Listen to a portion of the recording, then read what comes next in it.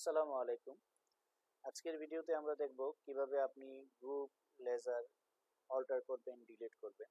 তো গত ক্লাসে আমরা দেখিয়েছিলাম কিভাবে আপনি ট্যালি সফটওয়্যারে গ্রুপ, লেজার ক্রিয়েট করবেন। এছাড়াও গ্রুপ এবং লেজার সম্পর্কে আমরা বিস্তারিত আলোচনা করেছিলাম। যারা গত ক্লাসের ভিডিওটি দেখেন নাই, আপনারা চাইলে ডেসক্রিপশনে লিংক দেওয়া থাকবে, সেখান থেকে দেখে নিতে পারেন। তো আমরা এখন শুরুতে আমাদের ট্যালি সফটওয়্যারটা ওপেন করে নিই। তো আমাদের টালি সফটওয়্যার বা আমাদের কোম্পানি ওপেন করে নিলাম। সেখানে হচ্ছে আমি যে গ্রুপ এবং লেজার ক্রিয়েট করছিলাম, সেই গ্রুপ এবং লেজার আমি কিভাবে চাইলে অল্টার করতে পারি এবং চাইলে কিভাবে আমি ডিলিট করতে পারি সেই প্রসেসগুলো আমরা দেখাবো। তো আমরা শুরুতে এখানে বলেছিলাম যে আমাদের মাস্টার্সে হচ্ছে তিনটা অপশন, একটা হচ্ছে ক্রিয়েট, অল্টার, অথবা চার্ট অফ অ্যাকাউন্টস। তো ক্রিয়েট হচ্ছে অল কাইন্ড অফ ক্রিয়েট, তারপরে হচ্ছে অল্টার।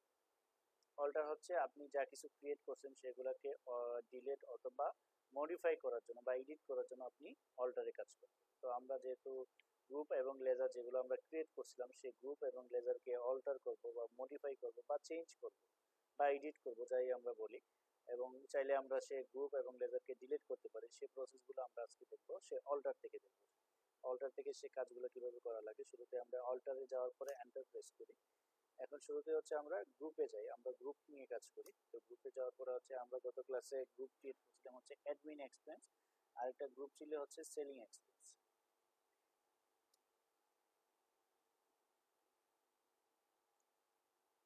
যে সেলিং এক্সপেন্স নামে একটা গ্রুপ ক্রিয়েট করছিলাম। তো যেহেতু এখানে আমার গ্রুপের স্পেলিং ঠিক আছে, সেক্ষেত্রে আমি চাইলে সে স্পেলিং যদি আমার এখানে কোনো ইনকারেক্ট থাকে, সেক্ষেত্রে আমি সেটাকে চেঞ্জ করে নিতে পারি। সাপোজ এখানে যদি আমি সেলিং এক্সপেন্সটা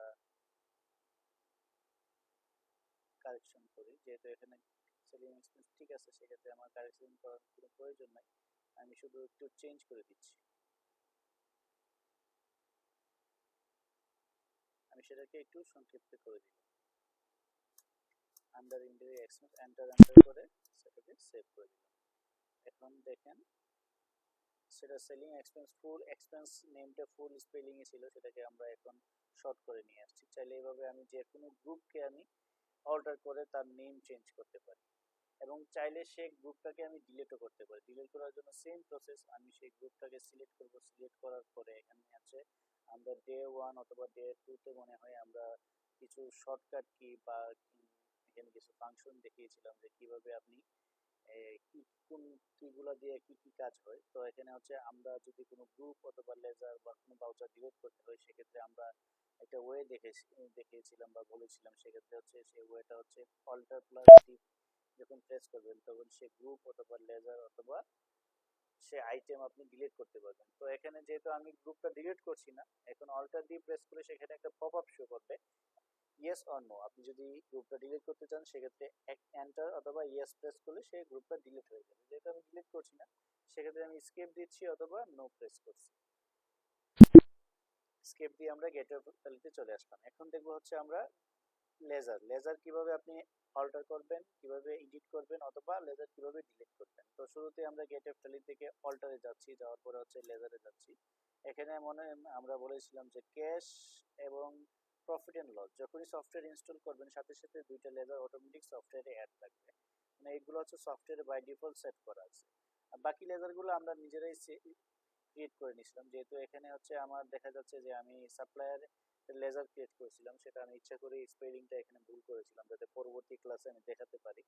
তো আমি এখানে সাপ্লায়ার লেজারটা, এখানে সাপ্লায়ার নামে যে লেজারটা ক্রিয়েট করছি, সেই লেজারটাকে কিছুটা অল্টার করে আমরা দেখাবো যে কিভাবে অল্টার করতে হয়। শুরুতে আমি লেজারটাকে সিলেক্ট করে এন্টার করছি এবং নেমের জায়গায় সেটাকে কারেকশন নেমটা আমি দিয়ে দিচ্ছি,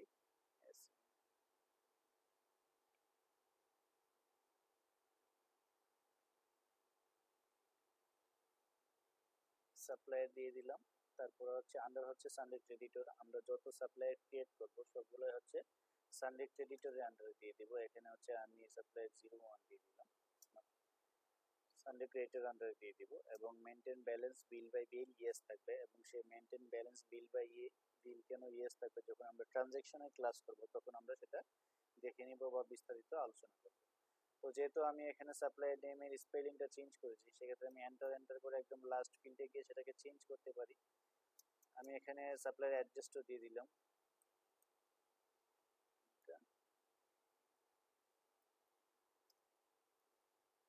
এটা বাংলাদেশ, ট্যালি সফটওয়্যার ডিস্ট্রিক্ট এবং পোস্টাল কোড আমি এখানে দিয়ে দিতে পারি।